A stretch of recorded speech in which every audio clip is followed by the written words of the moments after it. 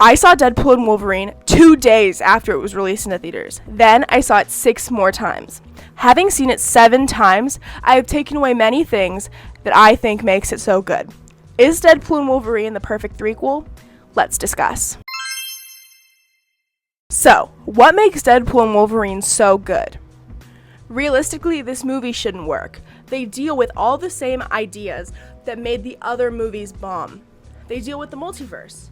But why is this movie better than Doctor Strange in the Multiverse of Madness? I feel like I should say I'm not really a fan of the MCU.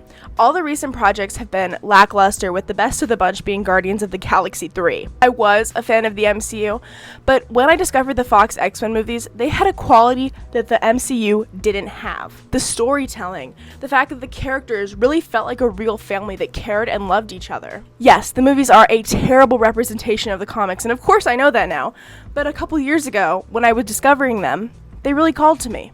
When Deadpool and Wolverine was announced, the girl in me that begged everybody to watch the X-Men movies with her was excited. She knew that this was going to be big for her. The movie, being so different from both its X-Men and Deadpool predecessors, is part of the reason that it's so popular. The previous 2 Deadpool movies are great. They're the perfect mix of raunchy and heartwarming, and they overall really make you care for the character Wade Wilson. The X-Men movies were always hit or miss, with the best of the bunch being the rated R film Logan and X-Men Days of Future Past. They didn't have a solid timeline, and every single movie that was released undid the movie that came before it. Deadpool and Wolverine was set to be a hit because of the Deadpool movies. When I was sat in the theater watching this for the first time, I was thoroughly entertained.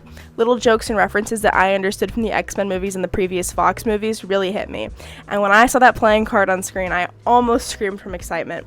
The experience when I watched this for the first time was part of the reason that I came back 6 more times. The audience atmosphere really made the movie feel so amazing. When we first meet the Wolverine in this story, we learn that he is quote-unquote the worst Wolverine. We don't know why this is, but of course we do end up learning.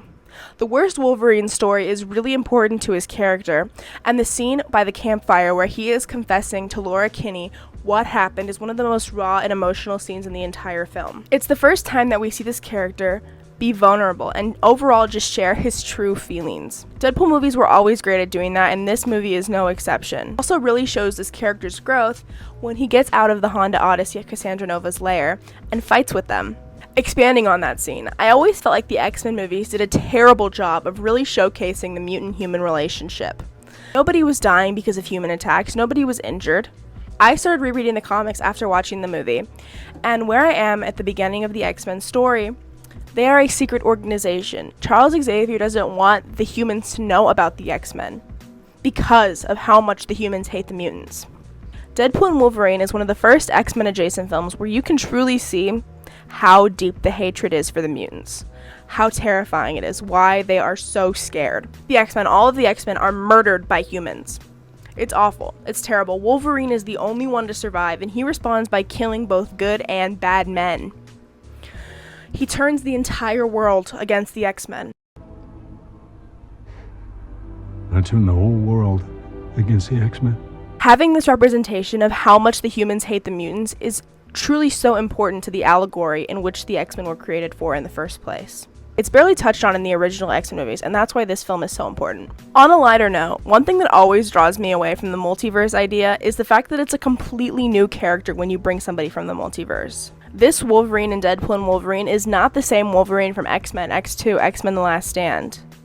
He doesn't have the same thoughts, the same feelings, the same emotions. And I think bringing the same character from a different background kind of unwrites everything that they did the last 20 years. Now, I think some people would say that's a good thing. The X-Men never really had a coherent idea with what they were trying to convey. But still, in Logan, we lost a really important character in a really impactful way. And bringing somebody new in kind of just undoes that sacrifice. Of course, this character is totally new. He doesn't interact with the characters the same way, but it still feels disingenuous to me. The reason why I called this the perfect threequel is because Marvel has done good threequels in the past. Thor Ragnarok is a really great example of this, and Deadpool and Wolverine has all the same aspects that made Thor Ragnarok so good. For the time when Thor Ragnarok came out, Marvel was doing the superhero movies with comedy bit quite well. Thor Ragnarok completely changed this by having a really good superhero movie that's insanely funny. All of the Deadpool movies were really good at doing this as well, with a smaller budget and by creating really heartwarming characters. but they were all rated R, which restricted the audience a lot. Having Deadpool and Wolverine come out as Marvel's first rated R movie with the same comedic elements and good storytelling as Thor Ragnarok truly made for the perfect threequel. Now, of course, I have seen Deadpool and Wolverine 7 times. There was not one moment during those 7 times where I was seriously contemplating getting up and leaving, except for the midnight showing where the couple next to me started making out. But that was not on the film, that was on those weirdos sitting next to me. I seriously recommend this movie to anybody who likes Marvel, or to anybody who even seriously, just a little bit, likes the X-Men. And then I think after watching this, you should go home and watch all the X-Men movies. They're a terrible representation of the comics, but they are super important to Wolverine's story. Thank you guys so much for watching this video. And before I go, I just wanted to end this video with a really quick Free Palestine. I know that in this video I talk about Marvel and I talk about Disney, but those are both Zionist companies. The only reason I was able to see this movie so many times without supporting them was simply because of my movie pass. My platform is small, but it isn't non-existent, so I will be linking some resources in the description in case you would like to educate yourself or donate if you can. Thank you so much for watching this video. Comment down below what movie you'd like to see me do next, and I'll see you guys next time. Bye!